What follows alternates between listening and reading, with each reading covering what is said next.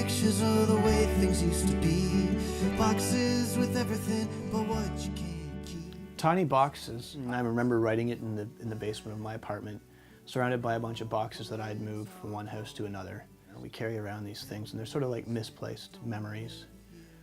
You know, the places that we can't get back to, but we have pictures of, and for some reason we feel the need to always carry these with us, you know. This was my first album that I made for myself. It was called Theater of the Absurd. It had feedback, it had backwards guitar, it had this monkey that you used to squeeze and it would make this really loud yelping noise. I had that in reverse and forward as well. And I used to bring this to parties and with my friends, and we would listen to it, but usually not till pretty late in the night. You do only need to sort of produce those 2 songs, but a lot of people are continually working on albums or whatever, and it becomes sort of a sneak peek at where they are or where they're headed. So, you know, they can kind of get into the headspace like, okay, I'm just gonna get these 2 done right now.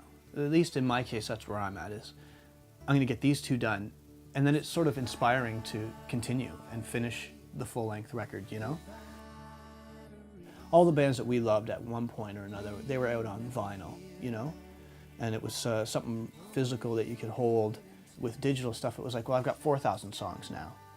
And you don't feel as invested in the artists themselves. It's not the way we remember music being, you know, and it's not the experience we remember having with it.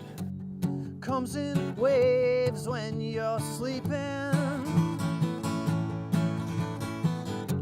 pours like rain when you're away.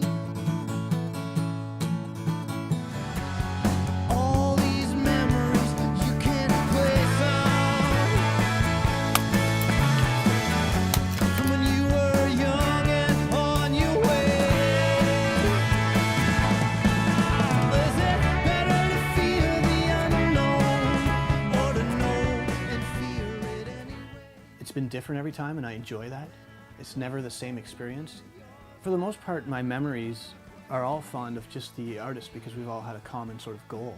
It's let's get organically the best music we can together. And Kingston Prison, it falls in a similar vein in that it's sort of about, I spent a lot of time as a kid growing up in Kingston. I had relatives there, and there were certain things I remember sort of scaring me, and one of them was the prisons in Kingston, which, you know, some of them looked like castles and they were quite elaborate, and I wondered what kind of stuff was going on in there. And that song sort of, you know, came together as me wondering, well, is it better to fear the unknown of what's going on there, or to sort of get older and have some knowledge about these things and fear it anyways?